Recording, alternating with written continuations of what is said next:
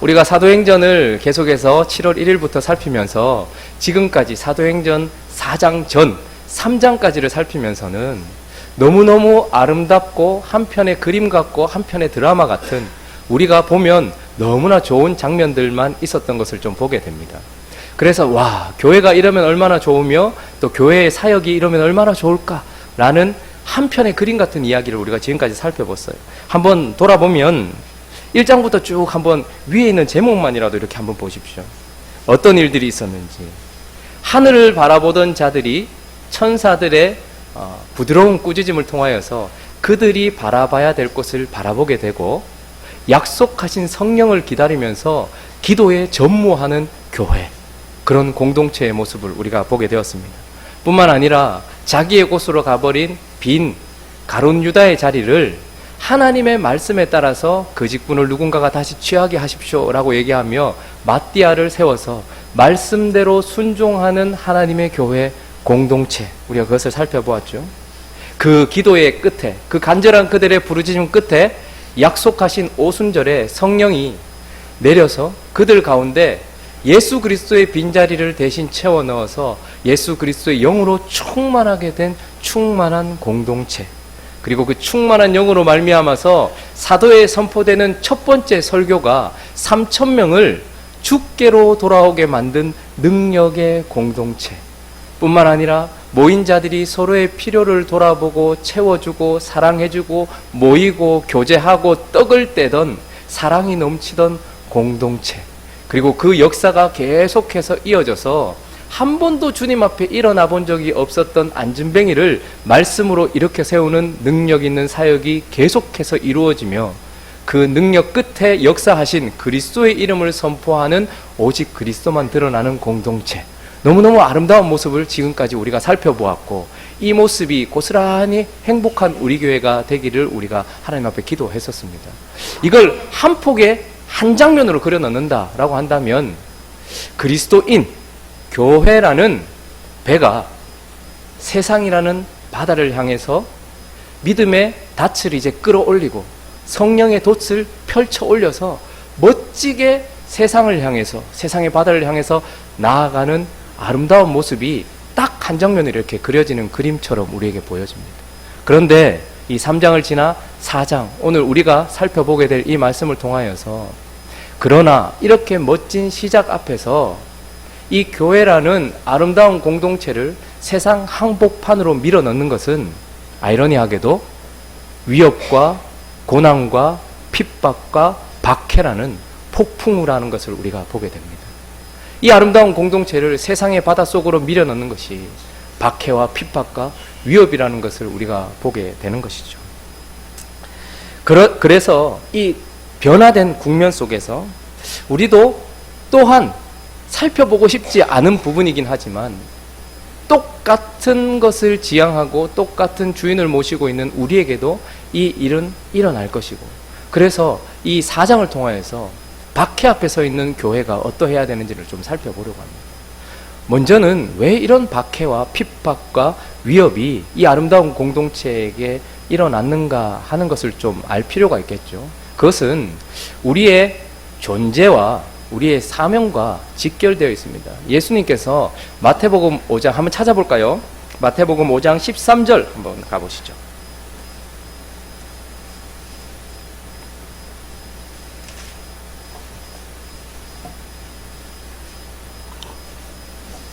마태복음 5장 13절, 14절을 우리 함께 읽어보겠습니다. 자, 신약성경 5페이지 마태복음 5장 13절, 14절 시작.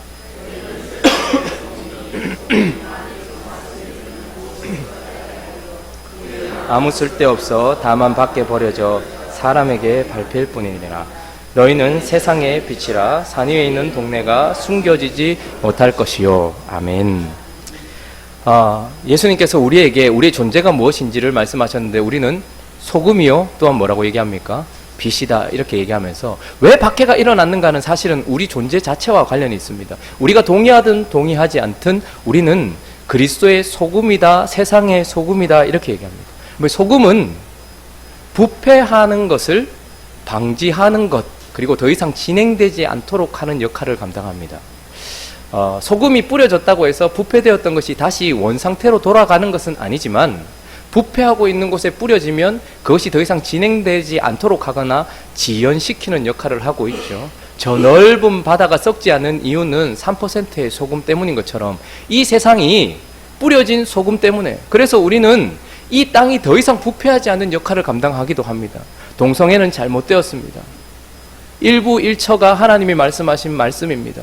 도덕적인 삶을 살아야 합니다. 이것은 그리스도인이든 그리스도인이지 않든 상관없습니다. 법을 지켜야 합니다. 거룩한 삶을 살아야 합니다. 이런 이야기들을 똑같은 공동체 속에 있는 우리만 나누는 것이 아니라 세상 속에서도 우리는 정치는 법대로 해야 됩니다. 경제는 세상을 돌아보면서 해야 됩니다. 라고 이야기하는 이 그리스도인들의 삶을 통하여서 이 세상이 더 이상 부패하거나 더 더럽게 부패하는 것을 막는 역할을 합니다. 그러나 이것보다 사실 소금은 더욱더 적극적인 역할을 하고 있는데, 하나님께서 직접 소금의 영향을 받게 한 사람은 목마르게 한다라는 것입니다. 소금을 많이 먹으면 목이 말라서 결국은 어떻게 됩니까? 물을 찾게 되어 있는 법이죠. 저는 초등학교 한 3학년 때부터 교회를 나갔던 것 같아요. 정확한 시점을 알 수 없습니다. 확실히 구원파는 아니죠. 언제 구원받았는지 잘 모르겠어요. 언제 교회에 나갔는지 잘 모르겠는데, 어쨌든 그렇게 시작된 신앙생활 속에서 사실 교회는 저에게 있어서 놀이터였지 주님을 만나는 성전은 아니었던 것 같아요. 그리고 예수님은 저에게 있어서 구주는 아니었던 것 같아요. 그저 천상의 산타크로스 정도였던 것 같고, 저를 보호해 주시는 그늘 정도로 생각했던 것 같습니다. 그리고 저에게 있어서 교회 생활은 종교 생활이었지 신앙 생활은 아니었던 것 같아요. 그리고 저에게는 믿음의 기반이 없었고, 저희 가정에는 믿는 사람이 아무도 없었기 때문에 이런 기반이 없고 뿌리가 없는 연약한 믿음은 쉽게 무너지기 마련인 것 같아요. 대학을 들어가고 군대를 제대할 때쯤에 저희 신앙이 완전히 이렇게 무너져 버렸습니다. 그러나 감사하게도 하나님께서는 귀한 사람들을 제게 붙여주셨고, 또 2006년쯤에 저를 위해서 기도하던 많은 사람들의 기도와 그리고 예의 없는 강권에 의하여서 어떤 집회에 가게 됐고, 거기서 주님을 직접 정말로 만나게 돼서 인격적인 주님을 만나게 되었습니다. 그때 그 간격이 너무 커서 2006년 9월 이후부터 마치 수가성 여인처럼 나의 삶을 바꾸신, 저의 삶을 바꾸신 예수 그리스도를 전하기 시작했고, 그 예수 그리스도를 나타냄과 동시에 이렇게 나를 바꾸신 예수 그리스도만 드러나는 것이 아니라 내가 얼마나 더럽고 부패했는가도 같이 드러나서 마치 수가성 여인이 된 듯 그렇게 주님 앞에 섰던 것 같아요. 그런데 제게는 바람이 있었습니다. 제가 사랑하는 우리 교회도 저처럼 변화되기를 원했고, 제가 가는 곳곳마다 수가성이 변화된 것처럼 변화되기를 원해서 그렇게 다 드러내놓고 복음을 전하고 믿음으로 살았던 것 같은데, 아무 일도 일어나지 않을 뿐만 아니라 저로 인하여서 상처받는 사람들이 더 많아졌고, 또 변화되지 않는 삶을 보면서 저의 또 이 실망도 많이 커졌던 것 같습니다. 2007년 한 4월 정도였던 것 같습니다. 참고 참았던 서러움이 터져서 오후 예배를 마치고 모두 돌아간 그 자리에 본당에 혼자 남아서 기도했던 날이 떠오릅니다. 엉엉 울었죠. 1시간을 넘게 울었던 것 같아요. 뭐 때문에 그렇게 서러웠는지도 잘 모르겠고, 뭐 때문에 그렇게 눈물이 폭포수처럼 쏟아졌는지도 잘 모르겠지만, 제 마음속에 알 수 없는 그런 마음들이 저를 되게 슬프게 만들었던 것 같아요. 주님, 괜히 수가성 여인처럼 제 삶을 드러냈습니다. 이것 때문에 돌아오는 사람이 있는 것이 아니라 오히려 더 상처받고 떠나가는 사람도 있고, 괜히 기대를 했습니다. 수가성 전체가 이제 네가 전한 말 때문이 아니라 예수를 직접 보고 변화되었다라고 말하는 그런 일이 일어날 줄 알았는데 아무 일도 일어나지 않는 이 상황이 참으로 힘이 듭니다. 근데 그때 주님이 뜬금없이 저에게 형우가 힘드냐? 이런 마음을 주세요. 힘들지요. 주님은 좀 저하고 진짜 핀트가 좀 안 맞아요. 그러면서 주님이 저에게 이런 마음을 주셨어요. 야, 형우가 너는 소금이야. 제가 그 말을 듣는 순간 알지요. 말씀에 정확하게 적혀 있으니 저는 소금이라는 걸 압니다. 그리고 한참 침묵이 흘렀어요. 다시 제 마음에 강하게 들려지는 음성이 있었습니다. 야, 김형우, 너는 소금이라니까. 안다니까요. 소금이라는 거. 근데 다시 한참 침묵이 흐르고 명확하게 제 마음 가운데 들려진 음성이 있었습니다. 너는 생수가 아니라 생수인 나를 찾게 만들 사람들을 목마르게 할 소금이라고. 네가 착각한 것이 있는데 마치 네가 생수인 듯 착각을 하는구나. 네가 믿음으로 살고 네가 복음을 선포하고 네가 그렇게 하나님 앞에 서 있으면 너로 인하여 많은 사람들이 생명을 얻고 은혜를 누리며 변화될 것처럼 생각하지만 너는 내가 원하는 곳에 뿌려 넣는, 그래서 내가 구원할 사람, 내가 역사할 누군가에게 목마르게 할 너는 생수가 아니라 소금이야. 이렇게 말씀해 주셨습니다. 또 한참을 울었어요. 아, 그렇군요. 근데 하나님이 또 이런 마음을 주셨어요. 목말라 하는 사람들이 있다라는 것이죠. 오늘 본문도 한번 보십시오. 4절 한번 읽어주시겠습니까? 4절. 자, 시작.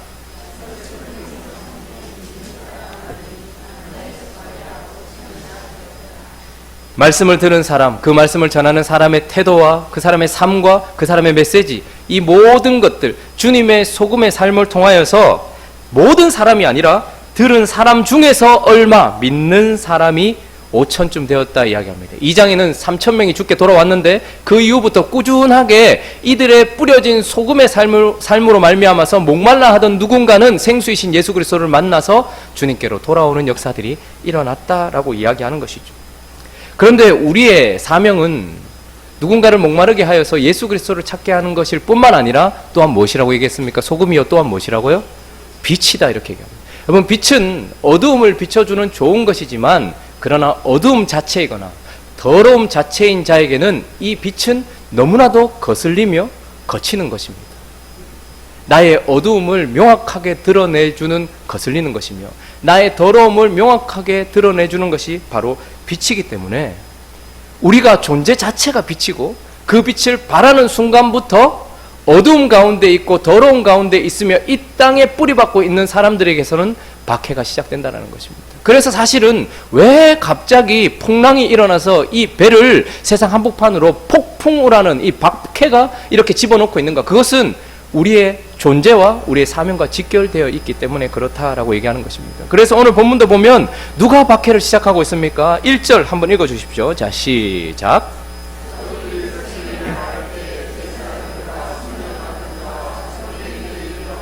그들, 제사장들과 성전 맡은 자, 사두개인들을 통하여서 박해가 시작됩니다. 그런데 누가 봐도 제사장들과 성전 맡은 자와 사두개인들은 이 땅에서 가장 깨끗하고 밝은 자처럼 보이는 자들이요, 가장 깨끗하고 거룩한 자처럼 보이는 자들이란 말입니다. 그러나 주님 편에서 봤을 때는 가장 어둡고 더러운 자들이고, 이들이 무엇 때문에 2절에 보니까 예수를 전하고 예수 안에 있는 자의 죽음, 자의 부활을 전하기 때문에 이때부터, 그래서 이들의 특징은 무엇이냐면 이 땅에서 이미 누리고 있는 자입니다. 여러분, 제사장들은 어떤 사람들입니까? 이 당시 예수님 당시 제자들 당시의 제사장들은 사실은 순번대로 레위인들 중에 돌아가야 되는데 대제사장들의 식구들, 대제사장들의 친족들이 제사장을 다, 이런 표현이 좀 그렇지만, 해먹은 거예요.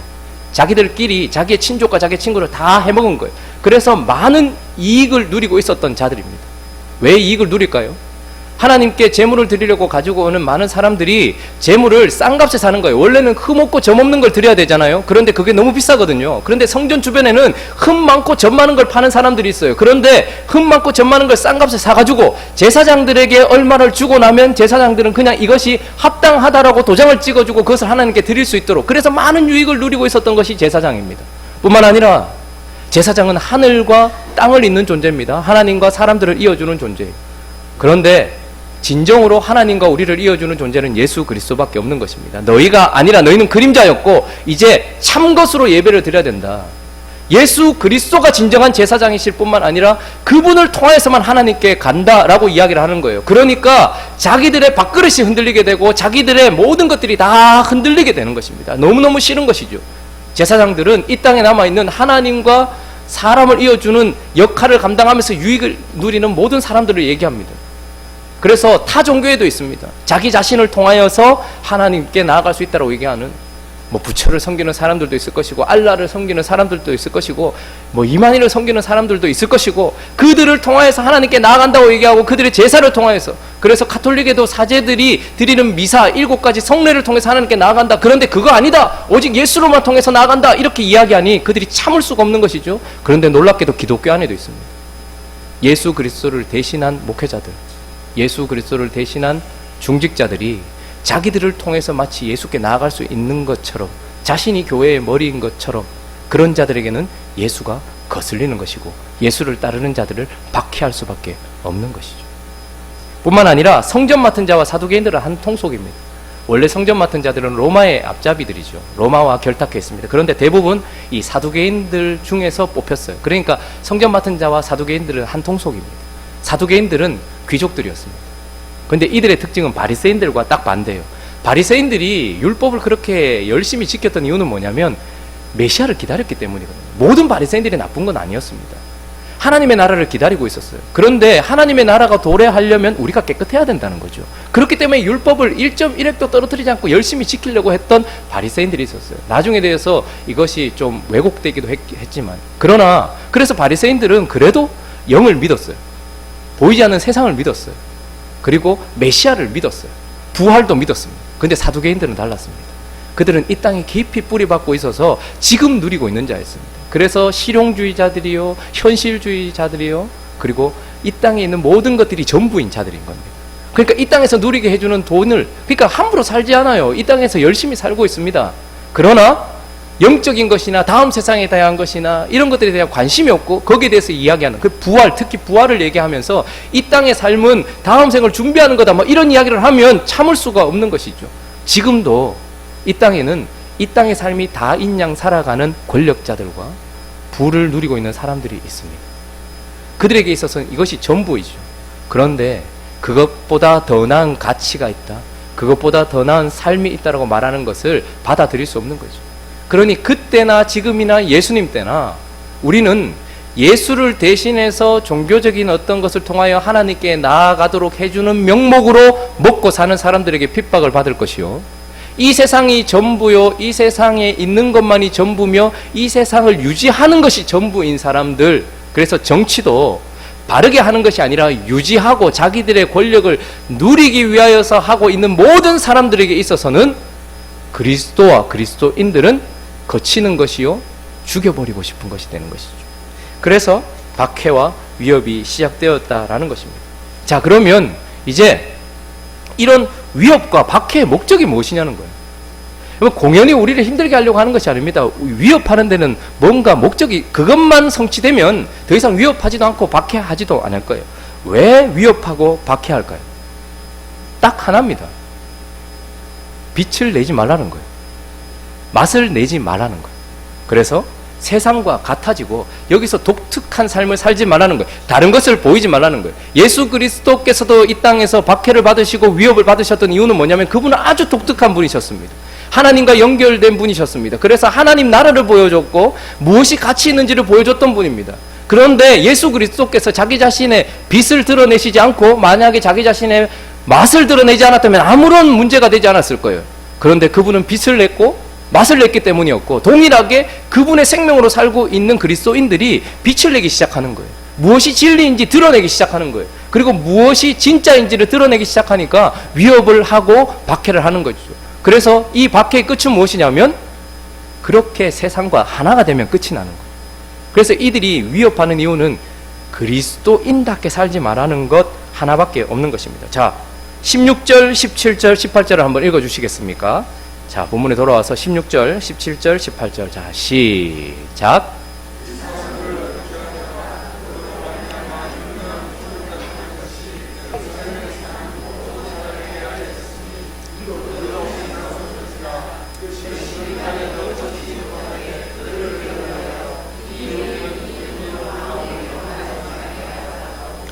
그들을 불러 경고하여 도무지 예수의 이름으로 말하지도 말고 가르치지도 말라. 그들도 우리도 부인할 수 없다 이렇게 얘기합니다. 뭐 예수와 진리와 그분의 역사는 부인할 수 없어요. 그런데 한 가지 할 수 있는 것이 있습니다. 그분의 진리와 역사를 드러내는 그리스도인들을 가리고 또한 그 그리스도인들이 그 빛을 드러내지 못하도록 감추는 것, 숨길 수는 있습니다. 그래서 스스로가 이 위협에 겁을 먹고 혹은 이 진리를 전하는 것에 있어서 손해보기 싫은 마음 때문에 스스로가 그리스도의 빛을 드러내지 않게 한다면 더 이상 위협이나 박해는 없는 것이죠. 이것은 세상이 쓰는 아주 오래된 방법입니다. 그래서 그 이름으로 살지 말라는 거예요. 우리는 우리 이름으로 사는 자 아닙니다, 이제. 그렇죠? 우리를 뭐라고 부릅니까? 그리스도인이라고 얘기합니다. 그 말은 오직 그리스도로만 설명되는 자라는 것입니다. 그래서 어디를 가든 김형욱이라는 이름 혹은 행복한 우리 교회라는 이름으로 사는 자들이 아니요, 그리스도라는 이름으로 사는 자들이죠. 뿐만 아니라 그 그리스도를 말하고 그리스도를 가르치는 자들이란 말입니다. 그래서 그리스도로 사는 소금의 맛을 내지 말고 그 그리스도를 가르치고 또 전파하는 빛을 드러내지 말라. 그러면 우리도 더 이상 박해하지 않겠다라는 거예요. 그래서 위협하지 않겠다라는 거예요. 다니엘서 1장에 가보면요. 한번 가볼까요? 다니엘서 1장. 이 오래된 방법이 세상이 쓰는 그리스도를 막는 가장 오래되고 전통 있는 방법이라는 것을 우리가 좀 보게 됩니다. 우리가 잘 아는 것처럼 다니엘과 그의 친구들은 어디로 끌려갔습니까? 네, 바벨론이라는 나라로 끌려갑니다. 바벨론은 언제나 세상을 상징하는 나라입니다. 그리고 하나님의 나라를 상징할 때는 어떻게 해요? 예루살렘. 그래서 언제나 수식어가 붙는데 거룩한 성 예루살렘, 큰 성 바벨론. 그러니까 세상은 언제나 크고 강력합니다. 그런데 하나님의 백성들이 뿌려진 그 세상 한복판, 그 바벨론은 어떤 곳인가를 4절부터 설명을 하고 있는데 4절에 한번 보십시오.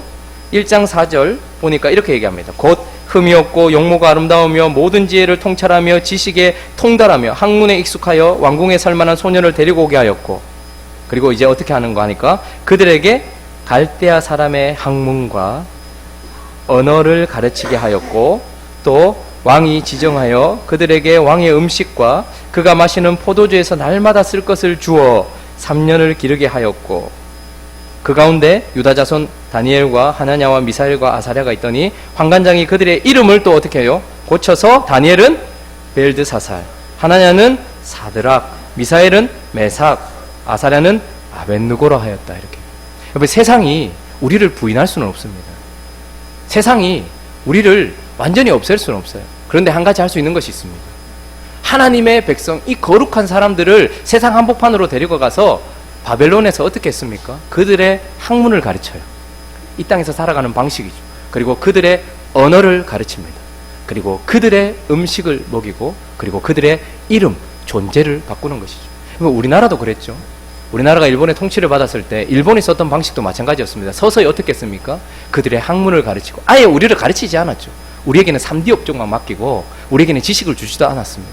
우리는 허드렛 일만 했었습니다. 거기다가 어떻게 했습니까? 그들은 그들의 언어를 우리에게 주입했습니다. 우리의 어를 완전히 빼버리려고 했던 것이죠. 그리고 그들의 음식을 먹게 했고, 마지막은 어떻게 했습니까? 창시 계명으로 이름을 바꾸어서 우리 존재를 완전히 말살시키고 일본화시키려고 했던 것이죠. 이거는 세상이 쓰는 늘 전략입니다. 그런데 그와 똑같이 그리스도인들에게도 이렇게 하더라라는 것입니다. 그래서 다니엘에게 그 나라의 음식과 그 땅에 있는 언어와 그 땅에 있는 문화와 그 모든 것들을 심어 넣는 것이죠. 그래서 어떻게 해요? 이름을 바꿔버리는 거예요. 다니엘이라는 이름은 하나님이 재판관이시다, 이런 뜻입니다. 하나님이 심판자이십니다, 이런 뜻입니다. 그런데 그 이름을 어떻게 바꿨다고요? 벨드사살. 벨이 생명이고 벨이 구원입니다 라고 완전히 반대되도록 하나님의 재판을 드러내고 하나님의 공의를 드러내야 될 다니엘을 벨의 생명을 드러내는 자로 바꾸려고 하고 있는 것이죠. 하나냐라는 사람, 하나냐는 하나님은 은혜로우신 분이다. 그러니까 그의 존재 자체는 하나님의 은혜를 드러내도록 부름을 받았단 말입니다. 그런데 그에게 그들의 언어와 학문과 음식을 주면서 이름을 바꿔서 그를 어떻게 합니까? 하나냐를 사드락으로 이름을 바꾸는 것이죠. 사드락은 월신의 율법, 월신의 생명목, 이런 뜻입니다. 그러니까 이 사람을 통하여서 하나님의 은혜로 산다는 걸 보여주고 싶었는데 월신의 명령, 율법으로 사는 자다라는 걸 보여주려고 하는 것이죠. 미사엘, 하나님 같은 이가 누구신가? 이런 이름을 가지고 이런 존재로 부름받은 사람을 그들 이름 어떻게 합니까? 메삭이라고 이름을 바꿔버립니다. 메삭은 아쿠라는 신과 연관되어 있는 이름입니다. 그러니까 아쿠와 같은 신이 어디 있는가? 그와 같은 신이 어디 있는가? 이런 걸 드러내는 존재로 바꿔버리는 것이죠. 그리고 아사랴는 여호와는 하나님은 나의 도움이십니다. 나는 그분의 도움으로 삽니다 라는 존재예요. 그래서 그를 바라보면 하나님의 도움이 보여야 되는데 그를 어떻게 합니까? 아벳느고로 바꿔버려요. 느고의 종. 그러니까 도움으로, 하나님과 친구로 살아가는 자가 아니라 느고의 종으로 살아가는 자다라는 걸 보여주기 위해서 이름을 바꿔버리는 것이죠. 세상은 언제나 위협을 해서 우리에게 요구하는 것도 이것입니다. 행복한 우리 교회가 거룩한 그리스도의 맛을 내고 그분이 우리에게 맡겨주신 사명을 감당하지 않고 세상과 똑같이 간다면 우리에게는 그들이 주는 위협이나 고통은 없을 거예요. 그저 우리끼리 만들어 놓은 질책과 아픔밖에 없을 것입니다.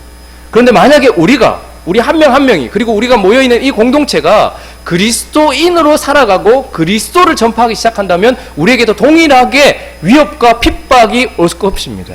박해할 것입니다. 그런데 그것의 목적은 딱 하나예요. 이 박해를 그치게 하는 것은 우리가 그리스도를 놔버리면 돼요. 그냥 한 색깔로 가버리면 됩니다. 딱 봐도 그냥 세상 사람인지 하나님 나라 사람인지 모를 정도로 살아가면 그게 끝이에요. 그런데 하나님은 우리에게 존재로서 사명을 주셨다라는 것입니다. 맛을 잃고 빛을 잃어버리면 다 끝이 되는 것이죠. 그래서 이런 위협 앞에서 오늘 우리가 진짜 살펴봐야 될 것은 바로 이들이 어떻게 했는가 하는 것입니다. 이 아름다운 그리스도인 공동체가 세상 한복판으로 들어갈 때에 이 위협과 박해 가운데서 그들이 어떻게 했는가? 그래서 바로 딱 한마디로 정의하면 그들이 뭐 했다고 나옵니까? 23절부터 쭉 보면 뭐 했다고 나와요? 딱 한마디, 딱 한 단어로 그들이 뭐 했습니까? 대답 안 하면 설교 계속 진행 안 됩니다. 더 길어집니다. 뭐 했습니까? 예, 맞습니다. 기도했다 이렇게 이야기하고 있습니다. 29절 한번 읽어주시겠습니까? 29절. 자, 그들의 기도를 한번 들어보죠. 29절 시작. 주여 이제도 그들의 위협함을 굽어보시옵고 또 종들로 하여금 담대히 하나님의 말씀을 전하게 하여 주시옵. 자, 여기까지. 주여라고 그분을 부릅니다. 23절에도 보니까 사도들이 노임에 그 동료들과 함께 모여요. 그리고 그들이 24절에 한 마음으로 하나님께 소리를 높여서 기도를 하고 있는데 이들의 기도가 참 독특해요. 우리의 기도와는 좀 많이 다른 것 같아요. 왜냐하면 주여 이제도 그들의 위협함을 굽어보시옵고, 우리도 이렇게 기도하겠죠. 그런데 그 뒤에 뭐라고 얘기합니까? 또 종들로 하여금 어떻게 해달라고요? 담대함을 달라고 기도해요. 여러분, 우리는 보통 이런 폭풍이 몰아치면 어떻게 할까요? 하나님 굽어보시고 우리를 불쌍히 여기셔서 우리를 구원해 주십시오. 저들을 그치게 해주십시오. 저들을 그냥 막 번개로 쳐버리십시오. 이렇게 기도할 텐데 그들은 이 상황을 바꿔달라고 기도하지 않고 이 상황에 서 있는 우리 자신을 담대하게 서 있을 수 있도록 기도하고 있는 겁니다. 여러분, 두려움을 제거해달라고 지금 기도하고 있는 거예요. 담대하게 해달라고 기도하고 있는 거예요. 상황을 바꿔달라고 기도하고 있지 않습니다. 여러분, 그들도 두려웠겠죠? 베드로와 요한이 섰던 그 공회는 얼마 전 예수 그리스도께서 사형을 언도받았던 곳입니다. 그래서 나도 예수 그리스도처럼 어쩌면 여기서 젊은 나이에 죽을 수도 있겠구나, 어쩌면 비참하게 돌에 맞아 죽을 수도 있겠구나, 왜 안 두려웠겠습니까? 죽임을 당하지 않더라도 내가 큰 박해를 받겠구나, 이런 두려움이 있었겠죠. 염려되었겠죠. 그런데 그들이 그 염려 가운데서, 그 두려움 가운데서 구했던 것은 그 상황을 바꿔달라고 기도하지 않고 그 가운데서도 내가 서 있을 수 있도록 해달라고, 두려워하지 않게 해달라고 기도하는 것입니다. 상황이 아니라 자기 자신을 바꾸게 해달라고 기도하고 있는 것이죠. 여러분, 언제 두려움이 찾아올까요? 두려움이라는 감정, 염려라는 감정. 여러분, 감정은 우리에게 득이 되기도 하고 실이 되기도 해요. 감정 자체는 중립적인 것입니다. 그런데 그 감정을 우리의 삶의 좋은 신호등으로 생각할 수 있습니다.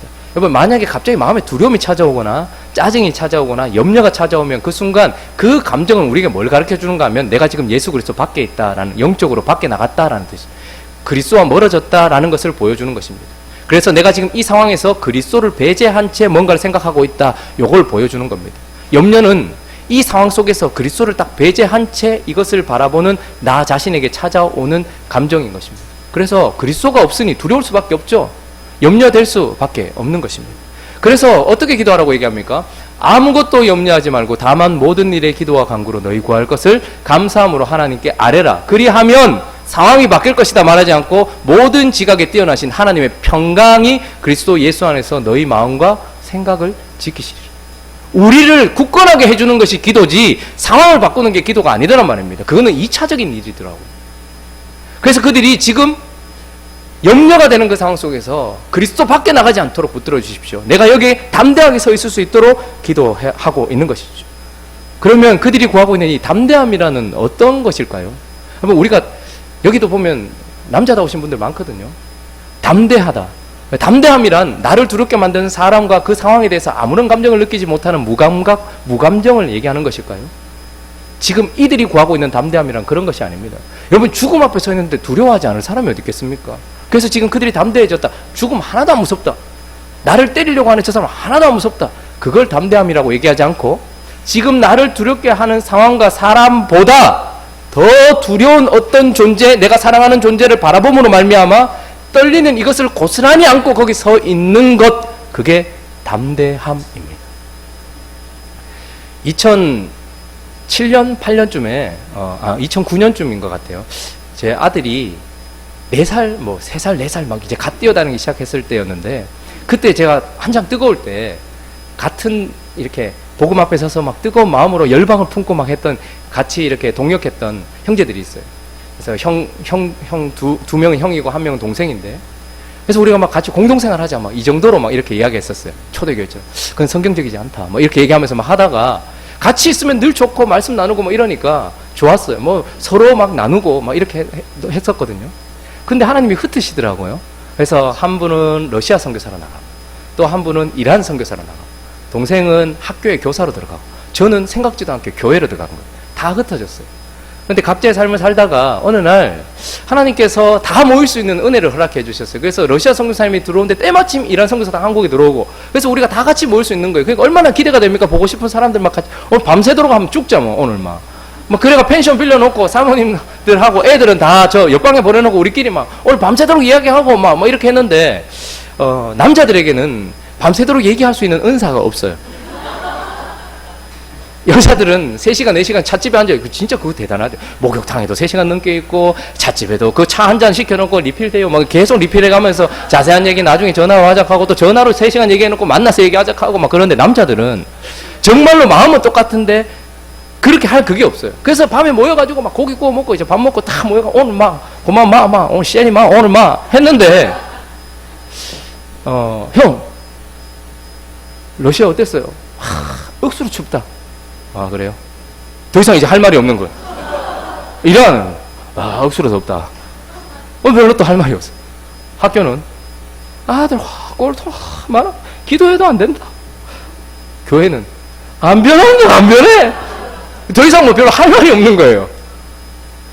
그 긴 밤을 뭐 해? 말도 할 것도 없고, 4명이 뻘쭘하게 있다가, 그래, 우리 또 열방을 품고 나가자 하면서, 저희들이 이제, 블루마블이라는 게임을 했습니다. 아주 복음적인 게임인데요. 혹시 아시는 분들은 모르겠는데, 이 게임은 주사위를 던져서 그 주사위 나온 만큼 이제 그곳으로 가요. 그래서 그곳에 이제 돈을 주고 땅을 사죠.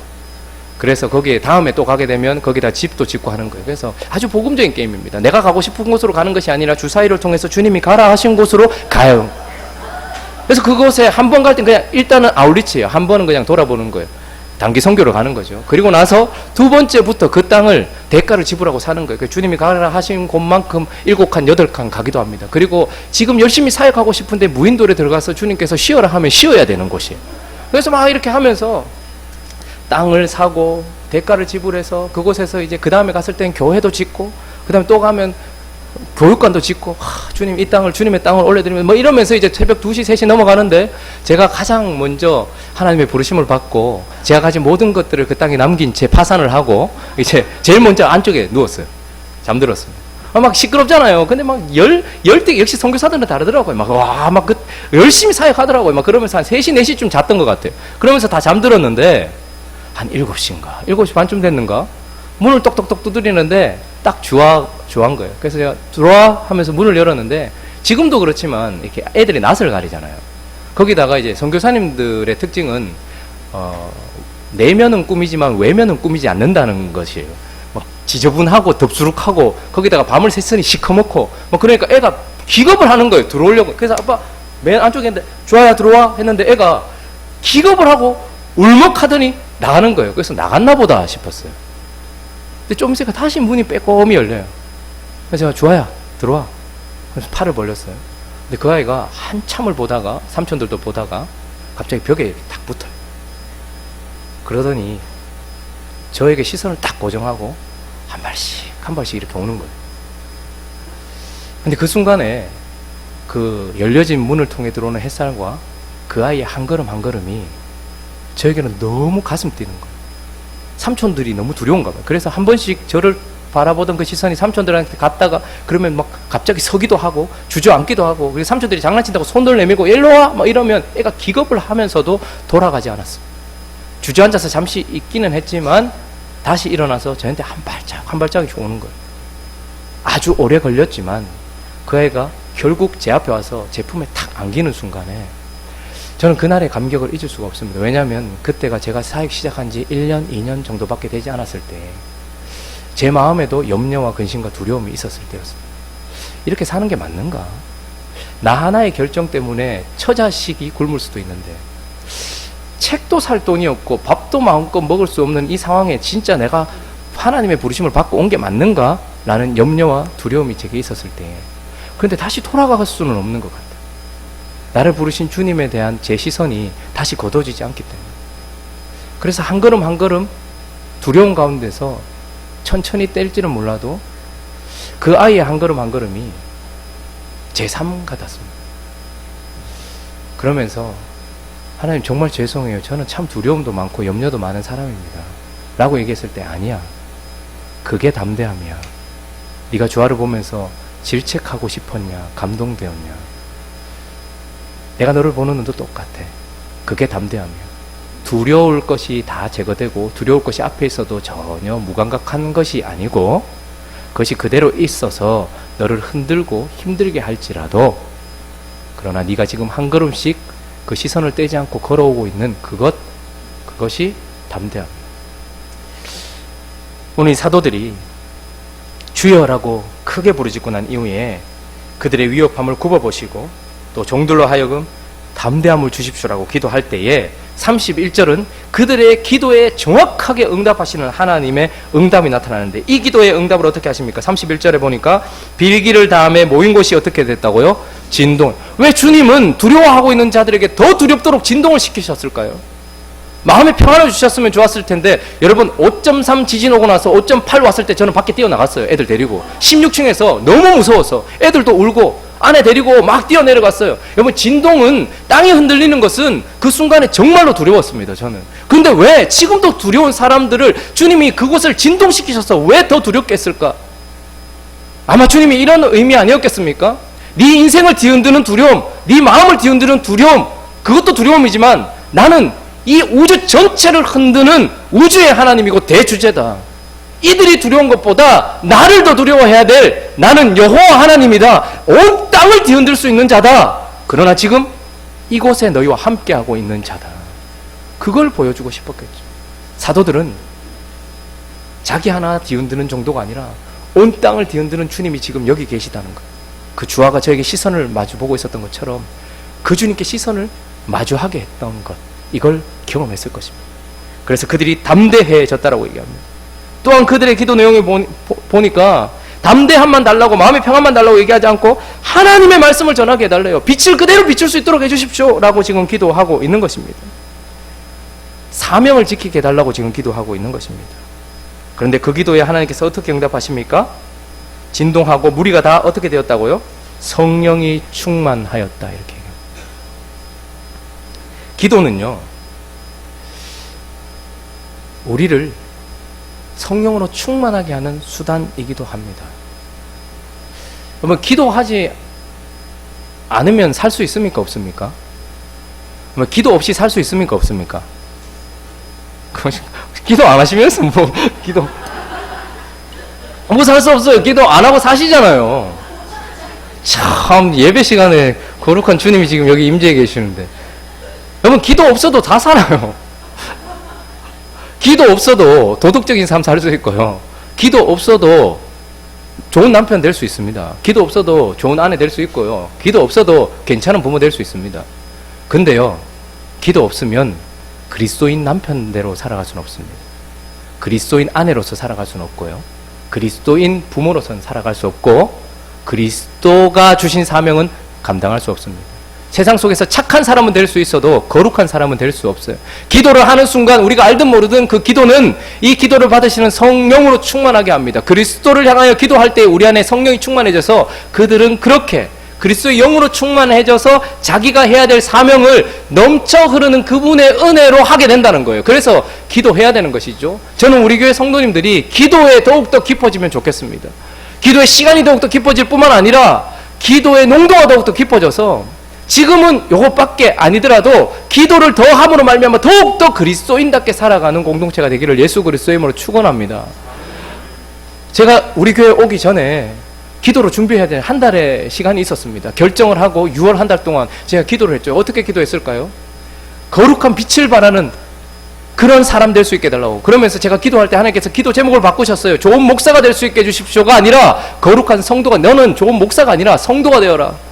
그렇게 기도를 하면서 그래서 제 안에서 빛이 발하기를 원합니다. 이렇게 기도하고 있었어요. 근데 아침에 유나를 유치원에 태워주는데요. 유나가 손에 머리 이렇게 잡고 있어요.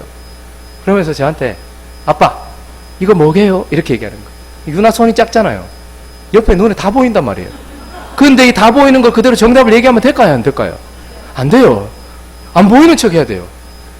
뭘까? 제 성향과도 맞지 않게 뭘까? 모르겠네. 그런데 얘가 짠! 하면서 했는데 야광팔찌였습니다.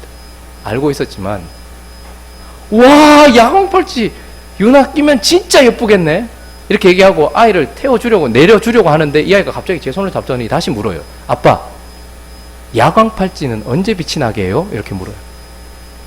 그래서 제가 뭐라고 얘기했냐면 어두울 때, 밤에 이렇게 얘기하고 내리려고 하는데 얘가 땡! 그러는 거예요.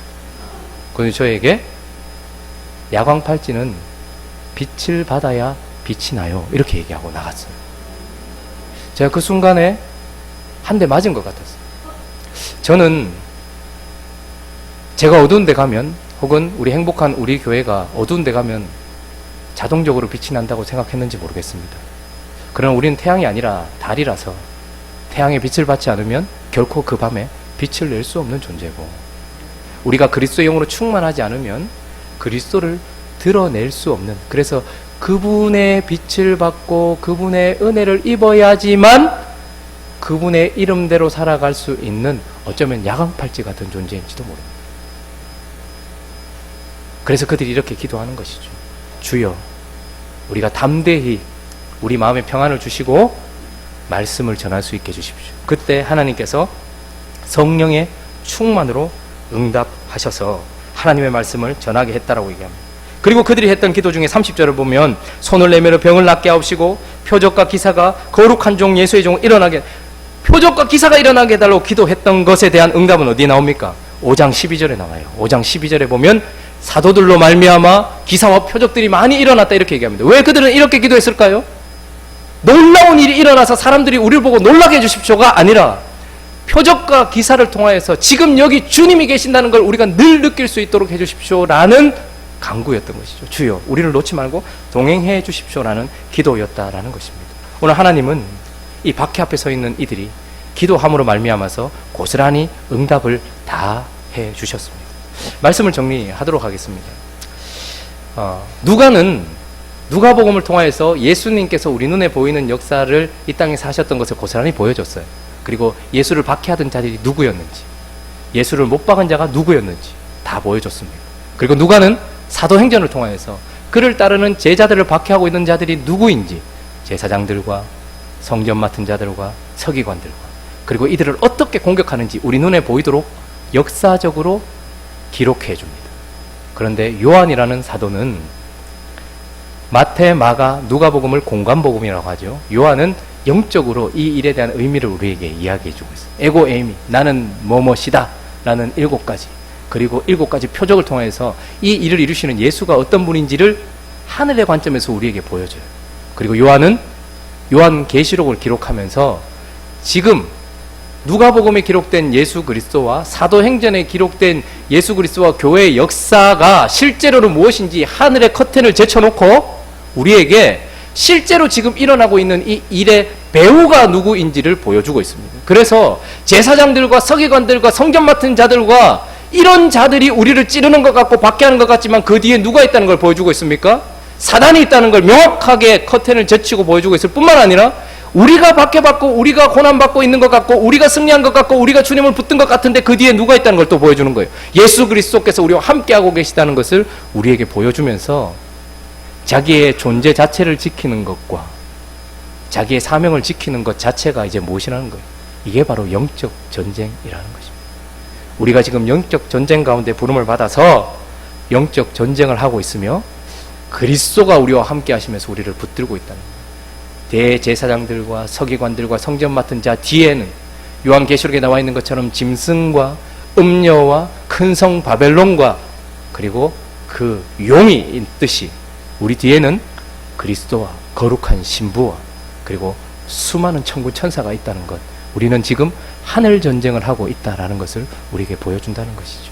오늘 말씀을 생각하시면서 우리 앞에 오는 고난을 이상하게 여기지 마시고 우리가 그리스도인이기 때문에 받아야 될 것이라는 걸 기억하면서 그러나 반드시 승리한다는 것을 마음에 새기면서 기도로 채워지는 우리 행복한 우리 교회가 되기를 예수 그리스도의 이름으로 축원합니다. 우리 같이 한번 찬양하고 기도할까요? 나의 평생에 오직 주님만 사랑하리. 조금 천천히 하겠습니다. 나의 평생에 오직 주님만 사랑하리. 주님 품 안에 아이와 같이 나의 일생에 많은 고통 찾아와도 주님과 함께 이길 수 있으리. 주의 손 나를 붙드사 감당할 힘 주시네. 주의 말씀 바른 길로 나를 인도하시네. 하나님 나를 인도하소서. 십자가의 길로만 가게 하소서. 하나님 나를 인도하소서. 주의 얼굴을 내게 보이소서. 나의 평생에 오직 주님만 사랑하리. 주님 품 안에 아이와 같이 나의 일생에 많은 고통 찾아와도 주님과 함께 이길 수 있으리. 주의 손 나를 붙드사 감당할 힘 주시네. 주의 말씀 바른 길로 나를 인도하시네. 하나님 나를 인도하소서. 십자가의 길로만 가게 하소서. 하나님 나를 인도하소서. 주의 얼굴을 내게, 우리 한 번 더 고백하죠. 나의 평생에 오직 주님만 사랑하리.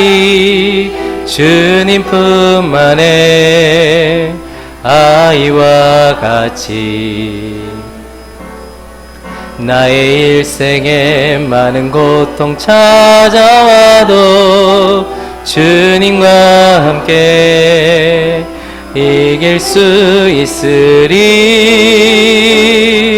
주의 손 나를 붙드사 감당할 힘 주시네. 주의 말씀 바른 길로 나를 인도하시네. 하나님 나를 인도하소서. 십자가의 길로만 가게 하소서. 하나님 나를 인도하소서. 주의 얼굴을 내게 보이 하나님 나를 인도하소서. 하나님 나를 인도하소서. 십자가의 길로만 가게 하소서. 하나님 나를 인도하소서. 주의 얼굴을 내게 보이소서. 우리 시간 함께 기도하며 나아갈 때에 사도행전 3장까지만 우리 인생 가운데 있으면 얼마나 좋겠습니까? 그러나 놀랍게도 그분이 보내신 풍랑이 우리로 하나님이 있게 하신 곳에 이르게 하는 수단이 되어지고, 그 풍랑으로 말미암아 우리가 더 주님을 붙들게 되고, 그 풍랑으로 인하여 우리가 더 빨리 가게 됩니다. 하나님, 이 핍박과 박해와 고통 앞에서 하나님의 이름으로 살아가는 자 되게 하시고, 또한 그리스도의 사명을 감당하는 우리가 되어줄 수 있게 해달라고 그렇게 기도했으면 좋겠고, 이로 인하여 더욱더 기도하게 해달라고, 적당한 고난으로 말미암아 기도가 끊어지지 않는 인생 되게 해달라고 우리 함께